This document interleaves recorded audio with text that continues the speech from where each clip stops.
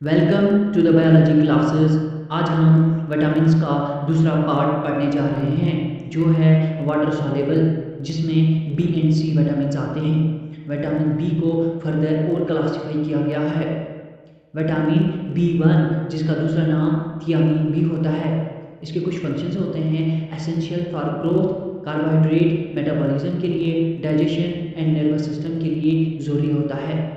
लेकिन अगर बी 1 की डेफिशिएंसी होती है, उसमें एक डिजीज़ होती है जिसको हम बोलते हैं बेरी। उसमें वीकनेस आने लगता है, पेन इन नीड्स होता है, शॉर्टनेस ऑफ ब्रेथ होता है एंड स्वॉलन ऑफ फीट होता है। विटामिन बी 2 का दूसरा नाम राइबोफ्लेविन भी होता है, जो एसेंशियल होता है हेल्दी स्किन के लिए, मसल्स के लिए, कार्बोहाइड्रेट एंड फैट मेटाबॉलिज्म के लिए। अगर विटामिन बी 2 का डेफिशिएंसी होता है, उसमें एक डिजीज़ होती है जिसको हम बोलते हैं cheilosis, cracking of skin at sides of mouth. Mouth में जो साइड्स में स्किन होती है उसमें क्रैक्स आने लगते हैं। और एक कंडीशन होती है जिसको हम बोलते हैं एरिगोफिलाविनोसिस, ब्लड विजन होता है। विटामिन बी 3 का दूसरा नाम निकोटिनिक एसिड आर्नियासिन होता है, जो ज़रूरी होता है fat, carbohydrate and protein metabolism के लिए और हेल्दी स्किन के लिए।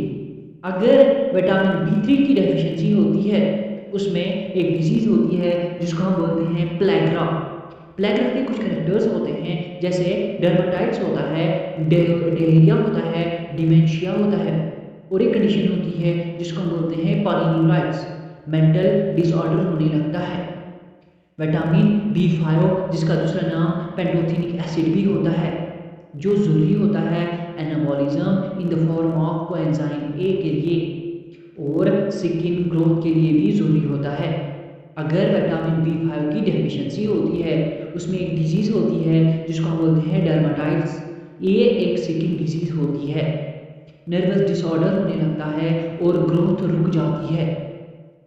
विटामिन बी 6 जिसका दूसरा नाम पाइरिडॉक्सिन भी होता है, जो ज़रूरी होता है फैटी एसिड मेटाबॉलिज्म के लिए।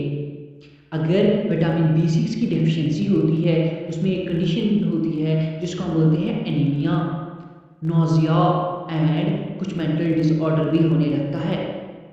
विटामिन बी 7 का दूसरा नाम बायोटीन भी होता है, जो एसेंशियल होता है ग्रोथ एंड कार्बोहाइड्रेट मेटाबॉलिज्म के लिए। अगर विटामिन बी 7 की डेफिशिएंसी होती है, उसमें स्किन लेशंस पड़ जाते हैं, क्रैक्स इन स्किन होता है, लॉस ऑफ एपेटाइट्स, भूख नहीं लगती है और वीकनेस आ जाता है। विटामिन बी 9 जिसका दूसरा नाम फोलिक एसिड भी होता है, जो ज़रूरी होता है for the formation of blood cells और डीएनए के लिए ज़रूरी होता है। अगर विटामिन बी 9 की डेफिशिएंसी होती है, उसमें एक डिजीज़ होती है जिसको हम बोलते हैं मेगलोब्लास्टिक एनीमिया। अब इसमें लो एचबी काउंट होता है और रिटार्डेड ग्रोथ होती है।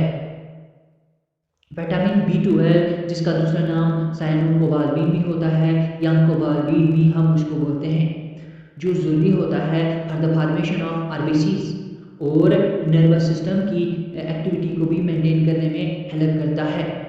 अगर विटामिन बी 12 की डेफिशिएंसी होती है, उसमें एक डिजीज़ होती है जिसको हम बोलते हैं पेरिनीशियस एनीमिया। उसमें भी डेफिशिएंसी होती है, ब्लड की कमी हो जाती है। विटामिन सी जिसका दूसरा नाम एस्कॉर्बिक एसिड भी होता है, जो हेल्प करता है for the formation of erythrocytes या RBCs, maintaining healthy skin, blood vessels, bones and gums को मेंटेन करने में भी हमें हेल्प करता है। अगर विटामिन सी की डेफिशिएंसी होती है, उसमें एक डिजीज़ होती है जिसको हम बोलते हैं स्कर्वी। उसमें ब्लीडिंग गम्स होने लगता है, मसूड़ों से खून आने लगता है, reducing coagulation time of blood और ब्लड क्लॉटिंग में भी टाइम लगता है। इसको हम एक ट्रिक के साथ भी याद रख सकते हैं, जैसे द रोनाल्डो एंड पैलो played for Manchester football club. जो फर्स्ट लेटर इसमें यहाँ पर दिया हुआ है, वो सारे विटामिन्स को रिप्रेजेंट करते हैं।